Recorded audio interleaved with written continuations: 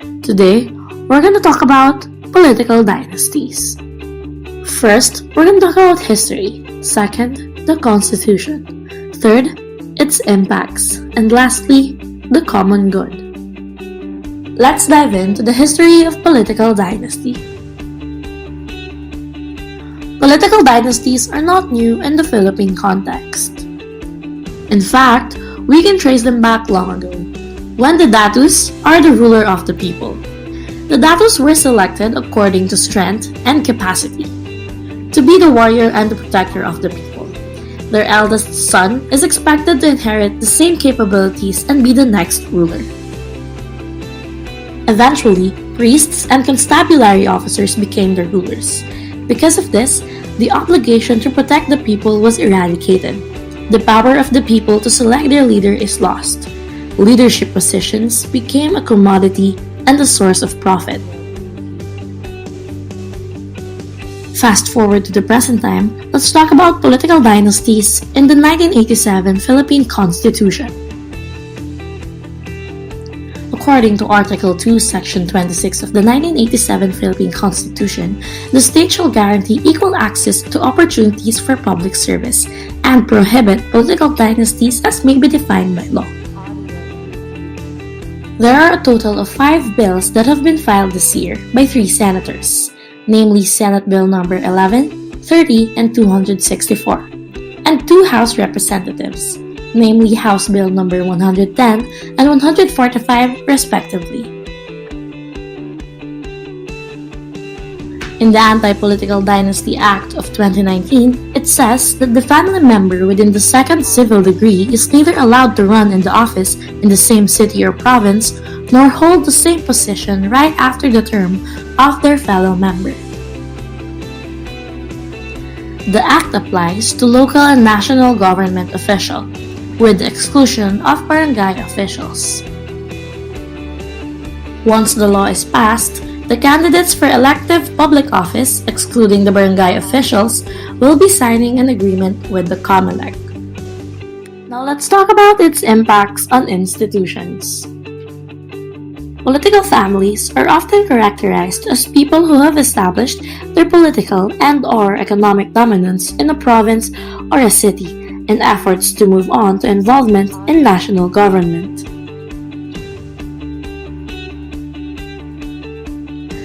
We're going to talk about its impacts on governmental institutions on 3 levels. First, it breeds corruption. Second, political continuity. Third, stagnant competency in governance. Political dynasties tend to be corrupt and get funds from other governmental institutions that are under the financial sector of the Philippines.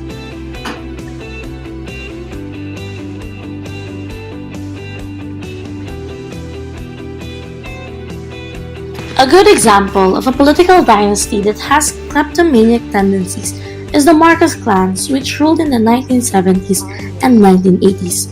Until this day, the funds from the Philippine fiscal space has still not yet been returned to its rightful place. The maltreatment of open office for private gain destroys the trust of the public and the government and their respective organizations. Corruption limits the government's function of providing its citizens with their basic needs.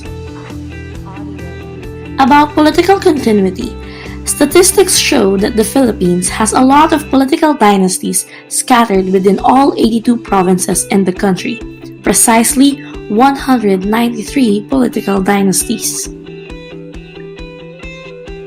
Nearly 50% of democratic countries have elected multiple leaders from the same family, and 15% are currently led by a descendant of a former leader.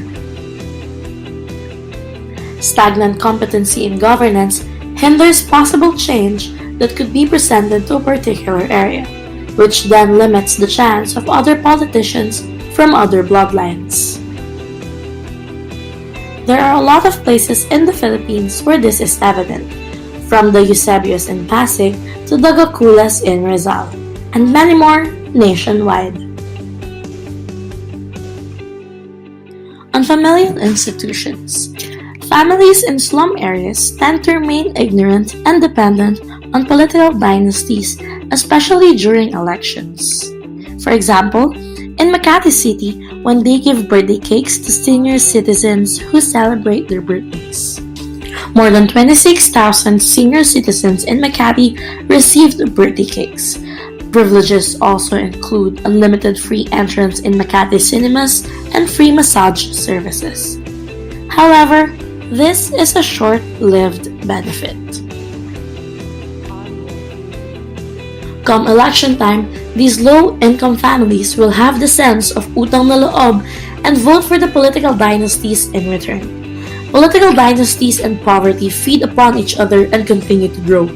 The poor will remain poor, and they deserve so much more than just one-time benefits. Let's talk about economic institutions. Since family members of political dynasties govern multiple positions in cities or provinces, they would instead prioritize their power and their positions rather than improving the social and economic development of the community. For example, there is a political family in Mindanao that runs every outlet of a well-known convenience store brand.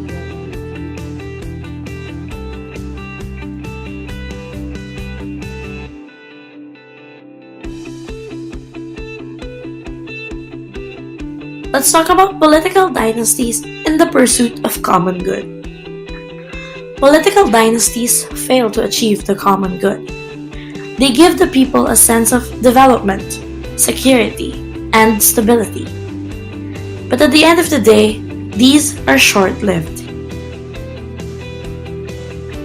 The common good that the Filipino people deserve is the kind that enables them to fulfill what they're called to do in society. This common good is not achieved with false hope and temporary things.